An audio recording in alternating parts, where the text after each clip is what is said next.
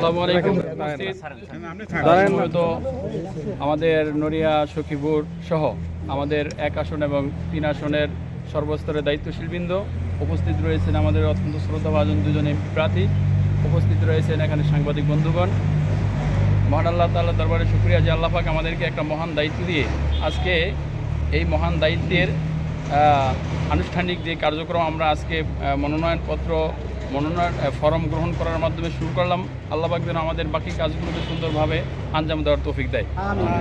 তো আমরা যেহেতু ইসলামী আন্দোলন বাংলাদেশ বরাবরই ইসলাম প্রতিষ্ঠার জন্য মানবিক একটা রাষ্ট্র গড়ার জন্য কাজ করে যাচ্ছে, আমরা সেই দৃষ্টিকোণ থেকেও কাজ করে যাচ্ছি যে আজকে 54 বছর যেই বাংলাদেশের স্বাধীনতার অতিক্রান্ত হয়েছে, আমরা দেখতে পেয়েছি যে 54 বছরে এদেশের মানুষ যে আশা আকাঙ্ক্ষা ধারণ করে বিভিন্ন সময়ে বিভিন্ন দল গোষ্ঠী এবং রাজনৈতিক ব্যক্তিদেরকে তারা পট পরিবর্তন ঘটিয়েছে।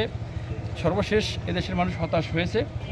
24 পরবর্তী সময়ে এদেশের মানুষ এখন আশার বাসা বেঁধেছে যে ইসলামিক দলগুলোর সাথে তাদের একটা আস্থা বা বিশ্বাসের জায়গা জুড়ে নিয়েছে।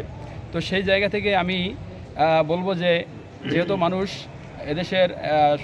এদেশের কোটি কোটি ভোটাররা জনগণ ইসলামিক দলগুলোর প্রতি আস্থা এবং বিশ্বাসের একটা জায়গা খুঁজে পেয়েছে, সেই জায়গা থেকে আমরা যে কাজগুলো করে যাচ্ছি, যে আমরা চাচ্ছি যে আগামী নির্বাচনটা যেন আমাদের এই আস্থাটা এবং বিশ্বাসটা যেন আমরা ধরে রাখতে পারি।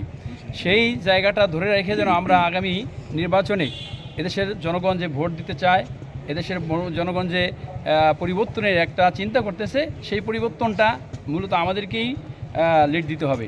তো সেই জায়গা থেকে ইসলামী আন্দোলন এদেশের লাখো মানুষের কোটি মানুষের প্রাণের বা আস্থার জায়গা হিসেবে স্থান করে নিয়েছে। তো সেক্ষেত্রে যে আমরা ইসলামী আন্দোলন যে আজকে মানুষের কাছে যাচ্ছি, মানুষের ভালোবাসা পাচ্ছি, মানুষকে আমরা ভালোবাসা দিতে চাই, এই ভালোবাসাটা যেন অটুট থাকে।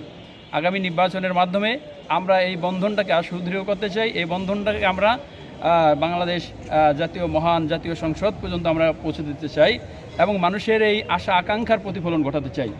সুতরাং এই ক্ষেত্রে আমি আজকে আমাদের সমবেত সমস্ত স্তরের দায়িত্বশীলদেরকে বলবো, সমস্ত স্তরের নেতৃবৃন্দকে বলবো যেন আমরা আমাদের এই ভালোবাসার জায়গাটা সমস্ত জনগণের কাছ থেকে ধরে রাখতে পারি এবং আগামী নির্বাচনটা যেন আমরা সুন্দর, সুষ্ঠু এবং অবাধ অনুষ্ঠিত হতে পারে। সেই ক্ষেত্রে আমাদের যা করণীয় আছে আমরা সেই পদক্ষেপগুলো গ্রহণ করবো ইনশাআল্লাহ।